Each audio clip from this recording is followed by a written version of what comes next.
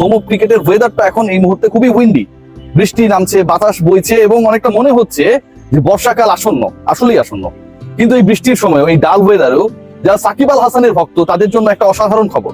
সাকিব আল হাসান তৃতীয়বার bowling action পরীক্ষা দিয়েছেন। লাভবড়ো যে ল্যাপ রয়েছে বার্মিংহামের অদূরে, সেখানটায় তিনি মার্চের 9 তারিখে পরীক্ষা দিয়েছেন। দুদিন আগে সেটা রিপোর্ট এসেছে।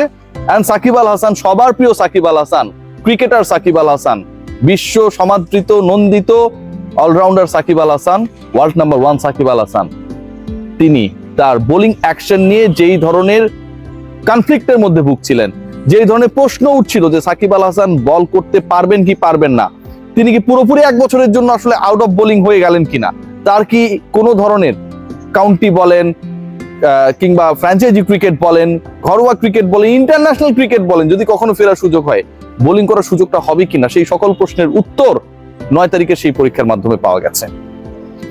এই আলোচনাটা খুব স্বাভাবিক যে সাকিব আল হাসান তৃতীয়বার বোলিং পরীক্ষা দিয়েছেন এবং তিনি উতরে গেছেন, 22টা ডেলিভারি করেছেন, যার অধিকাংশই আপ টু দ্য মার্ক ছিল। এবং সারে সামারসেটের ম্যাচে আপনারা সবাই জানেন ওই যে তার বোলিং অ্যাকশন নিয়ে যে প্রশ্ন তোলা হয়েছিল, তার পরবর্তী সময় থেকে একটা মোটামুটি বাজে সময়ের মধ্যে দিয়ে তিনি যাচ্ছিলেন। এটা আলোচনাটা খুব স্বাভাবিক। আমি যে আলোচনা করবো সেটা হচ্ছে আসলে কোন পরিস্থিতির মধ্য থেকে সাকিব আল হাসান আরো একবার প্রমাণ করলেন that he is the champion one from this country. বাংলাদেশে আসতে পারছেন না, নানা ইস্যুস রয়েছে এখানটায়।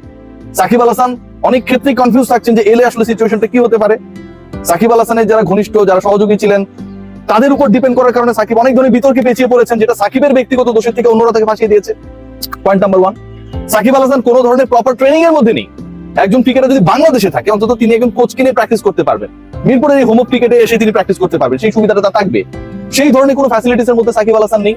সাকিব আল হাসান বাংলাদেশে না থাকা সাকিব আল হাসান তিনি অবস্থান করছেন ইউএসএ তে। সেখান থেকে তিনি ফেব্রুয়ারি মাসের 27 তারিখে যুক্তরাজ্যে যান। সেখানে গিয়ে তিনি প্রায় 13 দিন 14 দিন প্র্যাকটিস করেন। 9 তারিখে তিনি বোলিং অ্যাকশনে পরীক্ষা দেন। এবং সবচেয়ে গুরুত্বপূর্ণ ব্যাপার যেটা, যে তিনি যেখানটায় প্র্যাকটিস করেছেন, যেখানটায় নিজেকে রেডি করেছেন for the third time test, সেই কিয়াও বলে স্যারের যে ম্যানেজমেন্ট রয়েছে, তাদের যে কোচিং স্টাফ রয়েছে, তাদের যে গ্রাউন্ড স্টাফ রয়েছে, তাদের অথরিটি বা ডিসিশন মেকিং এর সাথে যারা রয়েছে, প্রত্যেকে সাকিব আল হাসানকে হেল্প করেছেন। কেন করেছেন জানেন? সাকিব আল হাসান যেন কামব্যাক করে। আজকে যখন আলোচনা হচ্ছে সাকিব সেরা নাকি হামজা চৌধুরী এসে যখন বলেন যে তিনি এই কম্পারিজনটাকে আসলে বিশ্বাস করেন না, তিনি নিজেও সাকিবের অনেক বড় ফ্যান, গ্লোবাল স্টার, ঠিক তার 2 দিন পরে সাকিব আল হাসানের এই গুড নিউজটা আসে। কতটা মানসিক চাপে থাকার পরও একজন ক্রিকেটার খেলাটার প্রতি তার যে নিবেদন, এই মুহূর্তে সাকিব আল হাসান যদি চান, তার জন্য খুব ইজি না।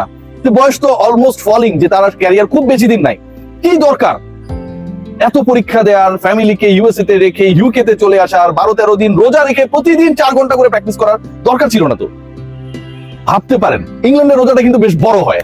আমি রমজান মাসে ছিলাম, 2019 বিশ্বকাপটা রমজানই পড়েছিল এবং তাদের ডে যে লেন্থটা সেটা বেশ বড়, 7:30, 8টা, 9টার দিকে আসলে ইফতারের সময়টা আসে। সেখানটায় তিনি এভরিডে 4 ঘন্টা করে রোজা রেখেছেন, প্র্যাকটিস করেছেন 4 ঘন্টা করে, মানে রোজা রেখেছেন 4 ঘন্টা করে প্র্যাকটিস করেছেন, কামব্যাক করার জন্য পুরো প্রস্তুতি নিয়েছেন শেষ বয়সে এসে আরো একবার আন্তর্জাতিক ক্রিকেটে ফেরার জন্য। এই ডেডিকেশনটাকে আপনি কিভাবে মূল্যায়ন করবেন?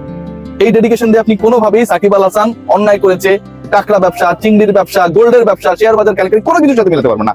এই ডেডিকেশনটা পুরোপুরি একটা খেলার প্রতি তার ভালোবাসা, ফিরে আসার যে তাড়না।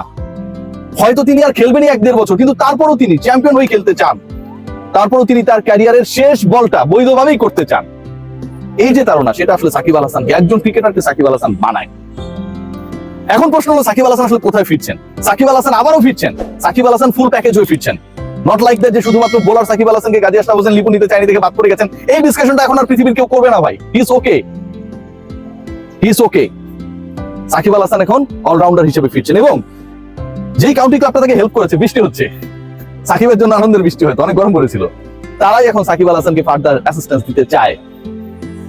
সাকিব আল হাসানের নেক্সট যে অ্যাসাইনমেন্ট সেটা হয়তো কোন একটা কাউন্টি দলের হয়ে, এবং সেটা সারে হলে খুব বেশি অবাক হবার কারণ থাকবে না, cause this county club they provide their all extent of helps for Shakib Al Hasan. বাংলাদেশের হয়ে কি সাকিব আল হাসান আরো খেলার সম্ভাবনা রয়েছে? এটা উড়িয়ে দেওয়া যায় না। কেন আমি বলছি, দেখুন এই মুহূর্তে সাকিব আল হাসানের, মানে টু বি ভেরি অনেস্ট, যে সিচুয়েশনটা হয়েছে, এটা সাকিব তো ডেফিনেটলি অনেক কিছু বিতর্কিত কর্মকাণ্ড করেছে। সবচেয়ে বেশি বিতর্কিত হচ্ছে তার সহযোগীরা। এদেরকে নিয়ে একটা রিপোর্ট করবো যারা সাকিবকে আসলে বিতর্কিত বানিয়েছে, সাকিবের যে বন্ধু বান্ধব সার্কেল, কিছু বিতর্কিত লোকজন। ডেফিনেটলি সাকিব ফ্যানদের জন্য আমার একটা অনুসন্ধানী রিপোর্ট থাকবে এটা নিয়ে, যে কারা আসলে সাকিব আল হাসানকে এভাবে ম্যালট্রিটেড করেছে, মিসগাইড করেছে, তাদেরকে নিয়ে। তো এখানকার ইন্টারেস্টিং পার্ট যেটা, ধরুন বাংলাদেশে ইলেকশন হয়ে যাবে, যেটা শোনা যাচ্ছে ডিসেম্বর, জানুয়ারি, ফেব্রুয়ারি ম্যাক্সিমাম। এরপরে সিনারিওটা কি হয় কেউ তো জানে না ভাই। এরপরে কি হয় আমরা কেউই জানি না। সাকিব আল হাসান ওদিকে যদি সবকিছু ঠিক করে ফেলতে পারে, বাংলাদেশে যিনি আসবেন বা যারা আসবেন তারা যদি আবার মনে করে সাকিব আল হাসানকে সংগঠিত করবে, সবকিছু সম্ভবের দেশ বাংলাদেশ ভাই। আমরা জানি না যে সাকিব আল হাসান এখনো আন্তর্জাতিক ক্রিকেট থেকে রিটায়ার্ড অর নট, সিরিয়াসলি। কারণ ওয়ান ডেটা থেকে তিনি এখন পর্যন্ত অ্যানাউন্সমেন্ট দেন নাই। সাকিব আল হাসান আমার কাছে মনে হয় এই বোলিং অ্যাকশন পরীক্ষায় নিজেকে শুদ্ধ প্রমাণের মাধ্যমে জাস্ট একটা বার্তাই দিয়েছেন, শো মাস্ট গোজ অন। এটা কখনোই থামবে না। সাকিব আল হাসান যখন সেই ক্যারেক্টার, তখন সেই বাদ্যযন্ত্রের অমীয় সুর থামার কথা না। বাংলাদেশের ক্রিকেট ইতিহাসে সাকিব আল হাসান হিস্ট্রিটা এরকম করে লেখা হয়েছে। যখন আপনি ফুল স্টপ দিয়েছেন তারপর থেকেই নতুন লাইন শুরু হয়েছে। যখন তাকে আইপিএল ব্রাত্য করে রাখা হয়েছিল, বেঞ্চে বসে রাখা হয়েছিল, তারপরের বিশ্বকাপে তিনি 606 রান করেছিলেন। যখন তাকে রুল আউট করে দেওয়া হবে, তিনি সাউথ আফ্রিকায় গিয়ে খেলবেন কি খেলবেন না, গিয়ে তিনি সেখানটায় বাংলাদেশকে ম্যাচ জিতিয়ে দিয়েছেন।